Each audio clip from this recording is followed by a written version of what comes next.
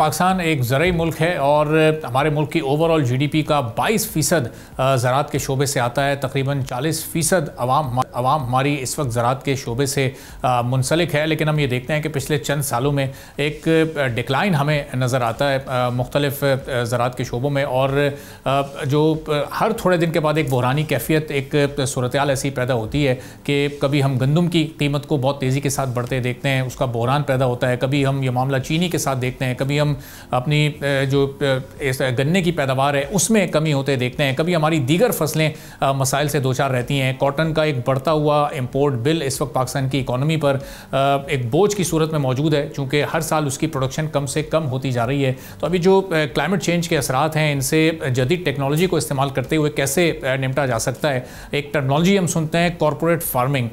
इस टर्मिनोलॉजी के सुनने के बाद और प्राइवेट सेक्टर के इस वक्त एग्रीकल्चर शोबे में बहुत तेज़ी के साथ बढ़ते हुए रुझान को देखने के बाद क्या हम ये तवक्को रख सकते हैं कि आने वाले दिनों में हमारी ज़राअत का ये शोबा वापस अपनी उस सिराल पर जा सकता है जैसा माजी में हुआ करता था।